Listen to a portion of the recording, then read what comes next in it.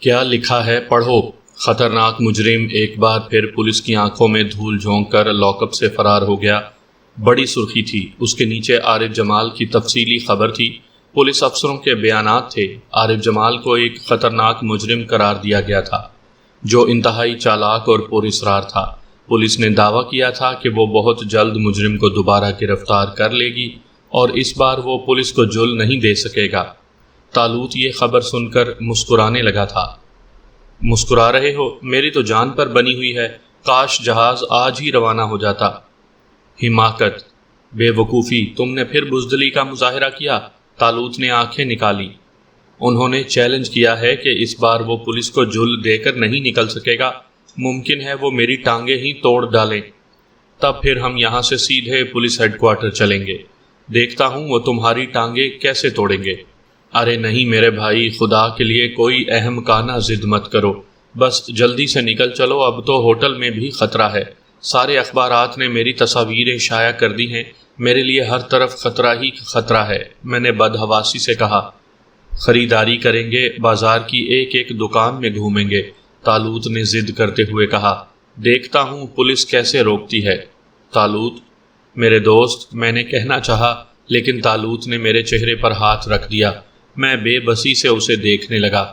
طالوت کے ہونٹوں پر مسکراہٹ ابھر آئی۔ بس بس جانے دو، میں نے تمہاری بات مان لی ہے، ذرا کسی آئینے میں اپنی شکل دیکھ لو، اس نے کہا اور میں چونک پڑا۔ سامنے ہی ایک پان کی دکان تھی، میں اس کے سامنے جا کھڑا ہوا اور پھر میں نے ایک ٹھنڈی سانس لی۔ میں ایک بوڑھے کی شکل میں تھا اور خود اپنی صورت نہیں پہچان سکا تھا۔ اب تو ٹھیک ہے۔ ہاں، میں نے ایک گہری سانس لے کر کہا، اور پھر میں طالوت کے ساتھ چل پڑا، لیکن اخبار کی خبر اب بھی میرے دل میں ہلچل مچا رہی تھی۔ ہم نے زبردست خریداری کی اور پھر ہوٹل واپس چل پڑے۔ میری نئی شکل دیکھ کر ہوٹل والے ضرور چونکیں گے، اگر کسی نے پوچھا تو میں بہانہ کر دوں گا، طالوت نے جواب دیا۔ بہرحال جب تک میں یہاں رہوں گا مجھے خطرہ درپیش رہے گا، نہ جانے جہاز کی روانگی میں اتنا وقت کیوں ہے، میں نے کہا، اور طالوت ہونٹ سکوڑ کر کچھ بڑبڑانے لگا۔ تھوڑی دیر کے بعد ہم ہوٹل واپس پہنچ گئے۔ بیروں نے سامان اوپر لے جانے میں ہماری مدد کی۔ طالوت کے کہنے کے باوجود میں نے ڈائننگ ہال کا رخ نہیں کیا، طالوت بھی نہیں گیا تھا۔ دوسری صبح میں نے تمام اخبارات منگوائے۔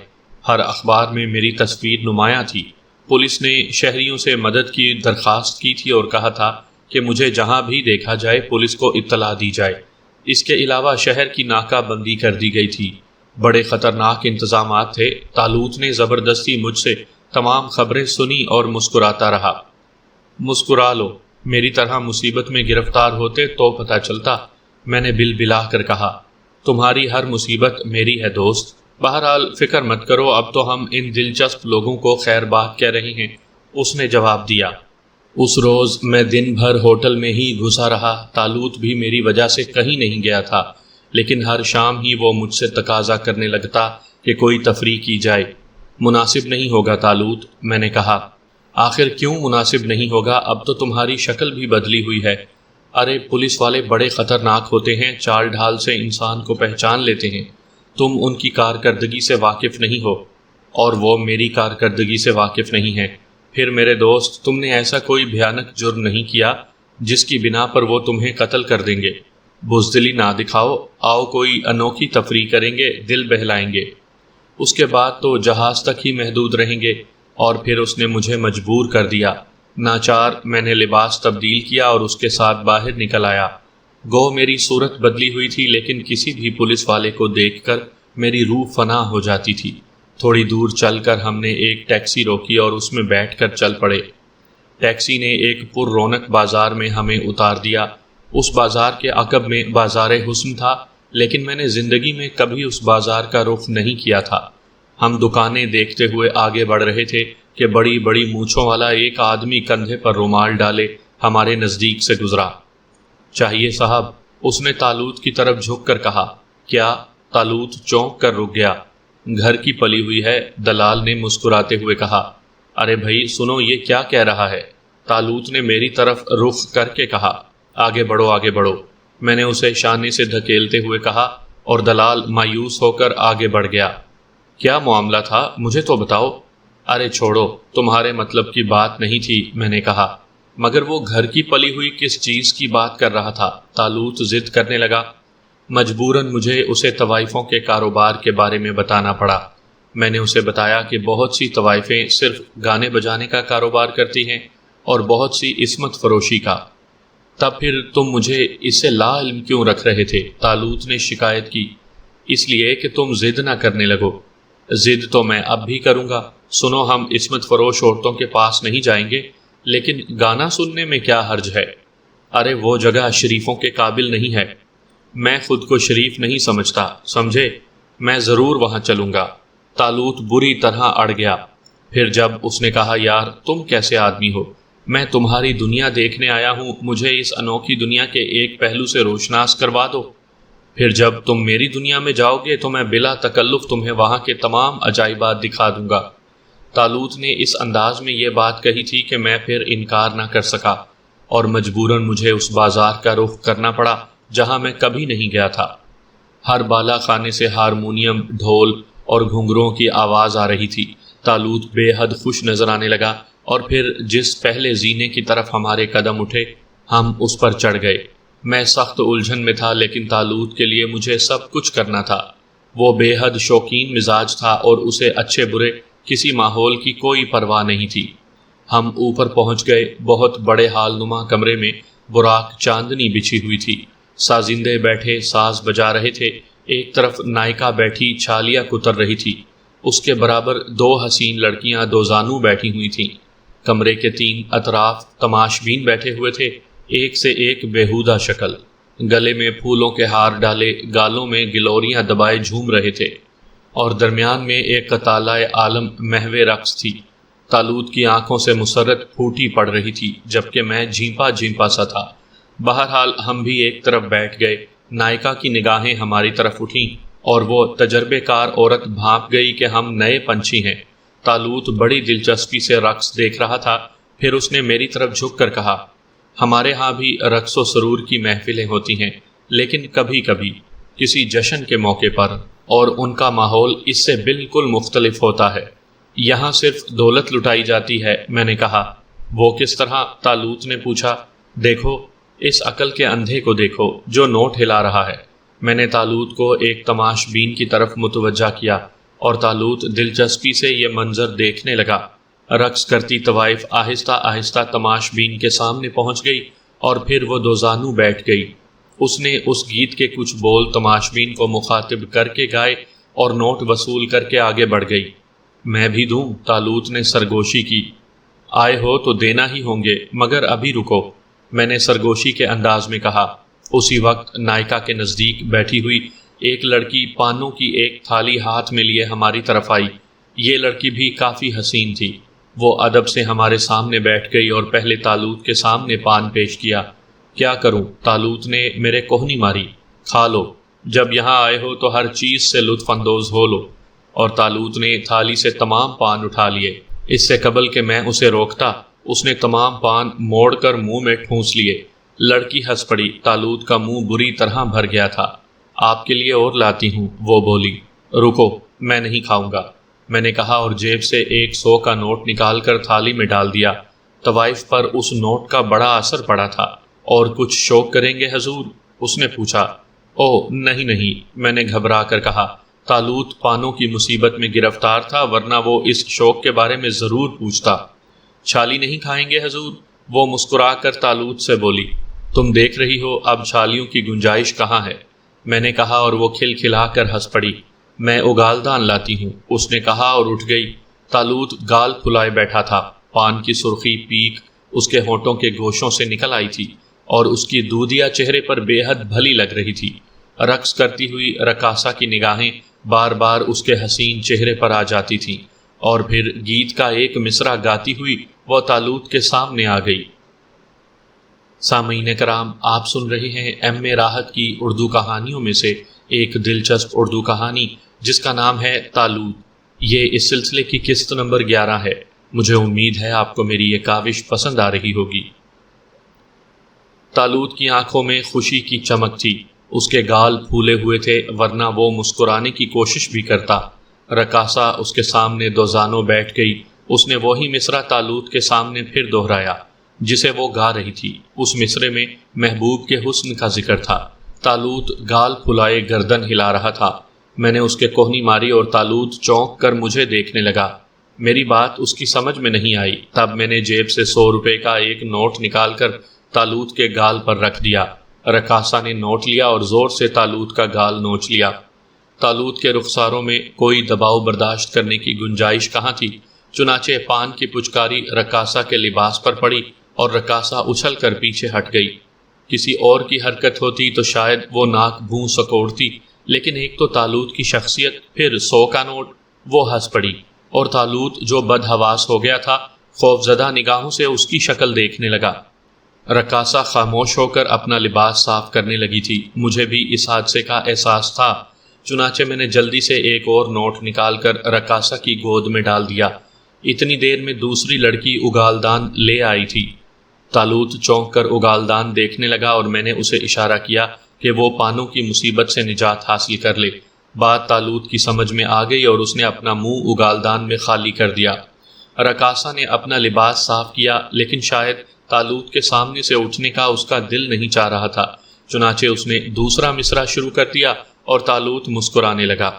یہ توہین ہے نواب صاحب، اچانک ایک طرف سے آواز ابھری، گویا ہم لوگوں کی کوئی حیثیت ہی نہیں ہے۔ آواز کافی زوردار تھی۔ میں نے چونک کر آواز کی طرف دیکھا۔ چمکدار شیروانی میں ترچھی ٹوپی لگائے بڑی بڑی مونچھوں والے ایک صاحب بیٹھے ہوئے تھے۔ شکل سے چھٹے ہوئے بدماش نظر آ رہے تھے۔ کئی صاحب ان کے گرد موجود تھے اور انہی میں سے ایک نے یہ بات کہی تھی۔ نواب صاحب کا جگالی کرتا ہوا منہ رک گیا، ان کی بڑی بڑی آنکھیں سرخ ہو گئیں۔ انہوں نے فوراً 100 روپے کا ایک نوٹ انگلیوں میں تھاما اور گرجدار آواز میں بولے، ادھر آ جاؤ لڑکی۔ رقاصہ نے پیار بھری نگاہ طالوت پر ڈالی اور پھر وہی مصرع گاتی ہوئی اٹھ گئی۔ اب وہ نواب صاحب کے سامنے جا بیٹھی۔ یہ کیا ہوا؟ طالوت نے پوچھا۔ یہ عورتیں دولت کی غلام ہوتی ہیں، جہاں نوٹ دیکھے لپک پڑی، آؤ اٹھیں یہاں سے۔ ارے واہ، دیکھنے تو دو یار، اچھی لگ رہی ہے، طالوت نے کہا اور پھر جیب میں ہاتھ ڈال کر نوٹ نکال لیا۔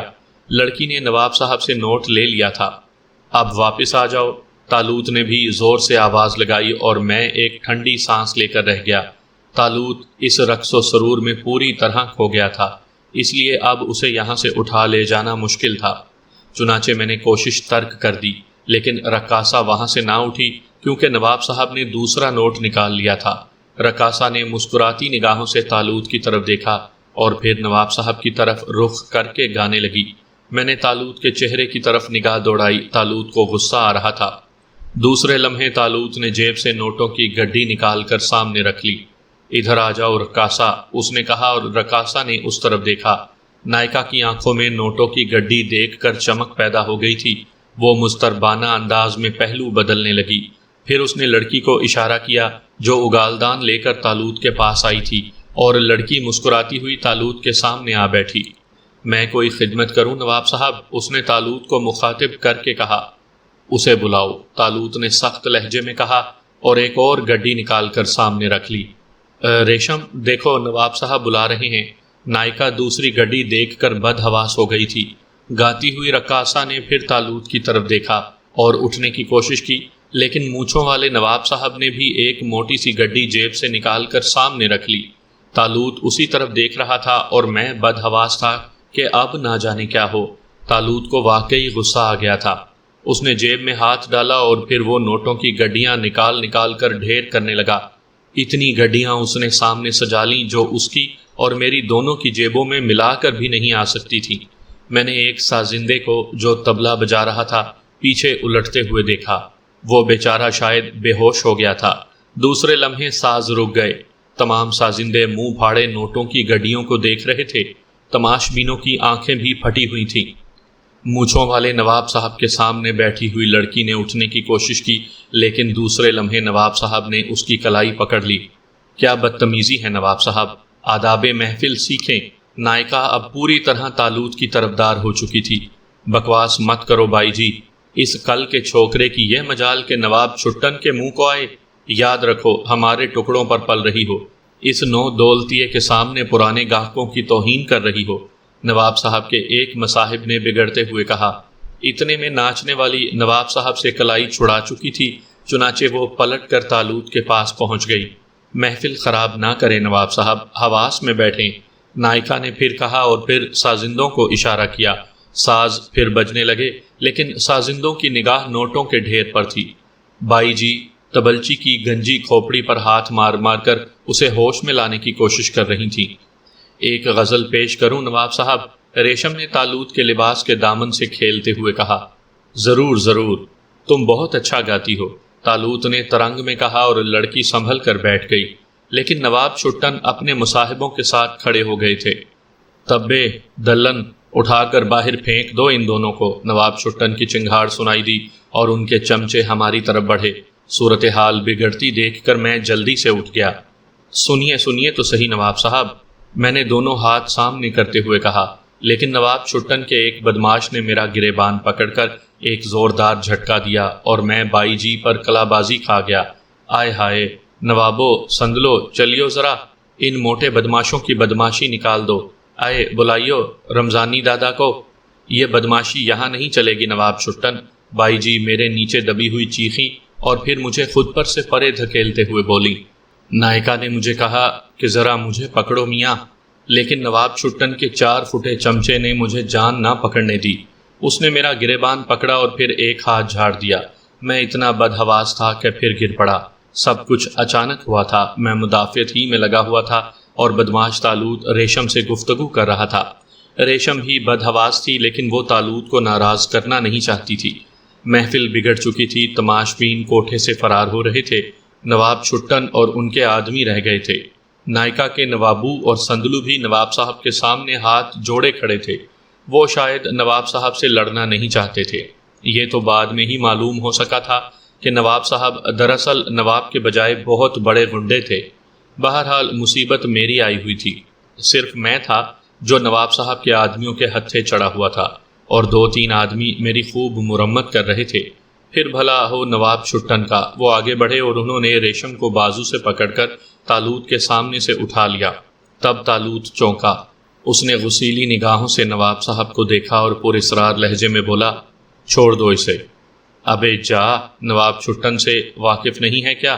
مار مار کر بھوسا بھر دوں گا، نواب صاحب نے کہا اور ان کے 2 آدمی جلدی سے ان کے قریب پہنچ گئے، لیکن اچانک ان کی چیخیں سنائی دیں۔ نواب صاحب نے چونک کر انہیں دیکھا اور پھر ان کا منہ بھی حیرت سے پھیل گیا۔ ان کے دونوں آدمیوں کے ہاتھ فضا میں چل رہے تھے، ایسا لگ رہا تھا جیسے کچھ نادیدہ ہاتھوں نے ان کی گردنیں پکڑ لی ہوں، اور پھر وہ دھماکوں کے ساتھ نیچے گرے۔ تالوت نے میری طرف دیکھا، اس وقت 2 آدمیوں نے میری ٹانگیں اور ہاتھ پکڑے ہوئے تھے۔ وہ مجھے جھولا دے کر دور پھینکنا چاہتے تھے، لیکن اسی وقت ان دونوں کے منہ سے عجیب سی آوازیں نکلیں اور میں پٹ سے زمین پر گر پڑا۔ دونوں دھوبی پاٹ کے ذریعے نیچے گرے تھے۔ پھر کسی نادیدہ ہاتھ نے نواب صاحب کی ٹوپی اچک لی۔ کھوپڑی نواب صاحب کی بھی گنجی تھی، درمیان میں چندیاں چمک رہی تھی۔ نواب صاحب پاگلوں کی طرح پلٹے، لیکن چٹاخ کی آواز دور تک پھیلی تھی۔ نواب صاحب کا بھیجا ہل گیا ہوگا۔ وہ چکرا کر گرے اور زمین پر اس طرح ہاتھ پاؤں مارنے لگے جیسے پانی میں تیر رہے ہوں۔ دوسری طرف ان کے آدمیوں کی بری حالت تھی۔ وہ کھڑے ہونے کی کوشش کرتے، لیکن ان کی ٹانگیں اس انداز میں پھیل جاتی کہ وہ گر پڑتے، اور اب ان کے حلق سے ڈری ڈری چیخیں نکل رہی تھیں۔ نواب چھٹن کو کسی بڑے جنجال کا احساس ہو گیا تھا، اس لیے فی الوقت اس نے بھاگنے میں ہی عافیت سمجھی۔ دوسرے لمحے وہ اٹھا اور دروازے کی طرف لپکا، لیکن دروازے تک پہنچتے پہنچتے 3 بار بری طرح اوندھے منہ گرا، جیسے کسی نے عقب سے لات رسید کی ہو۔ تالوت معصومانہ انداز میں ریشم کا بازو پکڑے کھڑا تھا۔ نواب صاحب کے فرار کے بعد بھلا ان کے غنڈوں کی کیا مجال تھی کہ رک جاتے؟ وہ بھی گرتے پڑتے بھاگ نکلے۔ نائکا سازندے کونوں میں سمٹے کھڑے تھے۔ میں احمقوں کی طرح ایک ایک کی شکل دیکھ رہا تھا۔ پھر نائکا کو ہی ہوش آیا۔ تالوت کے رکھے ہوئے نوٹ چاروں طرف بکھر گئے تھے اور نائکا کا جسم ہولے ہولے کانپ رہا تھا۔ ارے دیکھتے کیا ہو کمبختو، فرش کی صفائی کرو۔ حضور، نواب صاحب کی توہین ہے یہ، جلدی کرو۔ ریشم، نواب صاحب کو اندر لے جاؤ، ان کی خاطر مدارات کرو، کمبخت غنڈوں نے نواب صاحب کے مزاج کو پراگندہ کر دیا ہوگا۔ اری مردار، جاتی کیوں نہیں؟ نائکا ریشم پر بگڑ گئی اور ریشم نے مسکراتے ہوئے تالوت کا بازو پکڑ لیا۔ پھر اس نے جھک کر تالوت کو آگے بڑھنے کا اشارہ کیا۔ بدماش طالوت نے میری طرف رخ کر کے آنکھ دبائی اور مسکراتا ہوا ریشم کے ساتھ چل پڑا۔ میں البتہ وہیں کھڑا تھا۔ فرش کی صفائی صرف نوٹوں کو چننے کی حد تک تھی۔ نائکا پوری طرح نگاہ رکھے ہوئے تھی کہ نوٹ چننے والے سازندے کوئی نوٹ اپنی جیب میں نہ کھسکا لیں۔ پھر اسے میرا خیال آیا اور وہ مسکراتی ہوئی میرے قریب پہنچ گئی۔ تمہارے ساتھ بہت برا سلوک کیا ان مسٹنڈوں نے، چوٹ تو نہیں آئی؟ اس نے مسکراتے ہوئے میرے بازو سے رخسار رگڑتے ہوئے کہا، اور اس پلپلی بڑھیا کی اس حرکت پر مجھے غصہ آ گیا۔ میں نے نفرت سے اپنا بازو اس سے چھڑوا لیا۔ آئے واہ مولوی صاحب، جوانی میں کیا کیا نہ کھیل کھیلے ہوں گے، اب اس طرح بازو چھڑا رہے ہو۔ انسان بوڑھا ہو جائے مگر دل زندہ رہنا چاہیے۔ نوکر ہو نواب صاحب کے؟ خمیرے آٹے کی طرح پھیلی ہوئی نائکا نے چندھی آنکھوں سے تیر برسانے کی کوشش کرتے ہوئے کہا، اور میں نے ایک ٹھنڈی سانس لی۔ مجھے یاد آ گیا کہ اس وقت میرا چہرہ ایک بوڑھے کا ہے جس کی ایک عدد داڑھی بھی موجود ہے۔ آؤ کمرے میں چل کر باتیں کریں گے۔ بڑھیا نے میرا بازو پکڑ کر ایک طرف کھینچتے ہوئے کہا، ساتھ ہی اس نے آنکھ سے لڑکیوں کو اشارہ کر دیا تھا کہ سازندوں پر نظر رکھیں۔ دراصل نائکا نہیں چاہتی تھی کہ اس زبردست دولت کا کوئی حصہ واپس ہماری جیبوں میں چلا جائے۔ میں نہ چاہتے ہوئے بھی نائکا کے ساتھ کھینچا چلا گیا اور وہ میرا بازو پکڑے ایک سجے ہوئے کمرے میں داخل ہو گئی۔ میری تو عقل دنگ ہے، کمبخت نواب چھٹن بڑا بدماش ہے۔ اس کے غنڈے سڑکوں پر چاقو لیے پھرتے ہیں، مگر یہاں سے کیسے بھاگے خود بخود چیخ رہے تھے، میاں یہ کہاں کے نواب ہیں؟ وہی بتا سکیں گے بائی جی، میں نے بیزاری سے کہا۔ تم ان کے نوکر ہونا؟ جی نہیں، ان کا چچا ہوں، میں نے بل بلاتے ہوئے کہا۔ اے سبحان اللہ، بڑے زندہ دل چچا بھتیجے ہیں۔ اللہ رکھے چاند سی صورت پائی ہے نواب صاحب نے، اور تم بھی کسی زمانے میں کم نہ ہوگے۔ سچ بتاؤ کتنیوں نے آہیں بھری ہوں گی؟ ہوش میں آؤ بھائی جی، میں شریف آدمی ہوں، میں نے کہا۔ ہائے ری شرافت، ہم اس پر کون سا قبضہ کر رہے ہیں؟ بھائی جی نے میری داڑھی کو نوچتے ہوئے کہا، اور میں غصے کے عالم میں کھڑا ہو گیا۔ بس ہم چلیں گے بھائی جی، اسے آواز دو۔ ارے میاں ہمارا بھی دل ہے۔ اب ایسی بھی کیا بے رخی، اور پھر نواب صاحب کی تو نوجوانی ہے، لڑکی بھی ان پر مر مٹی ہے، ایسے تو نہ چھوڑے گی۔ بائی جی نے مٹکتے ہوئے کہا، میرا دل چاہ رہا تھا کہ اس بڑھیا کا سر دیوار سے دے مارو، نہ جانے کہاں سے اس منحوس علاقے میں آ پھنسا تھا۔ اور طالوت، وہ بے وقوف تو اس وقت چغد بن گیا تھا، جانے بوجھے بغیر ہر چیز میں دلچسپی لینے لگا تھا۔ بائی جی مجھے بور کرتی رہی اور میں پیچو تاب کھاتا رہا۔ بائی جی کی کوشش تھی کہ ہمارے بارے میں پوری تفصیل معلوم کر لیں، لیکن مجھے تو ان کی اداؤں سے ہی نفرت ہو رہی تھی۔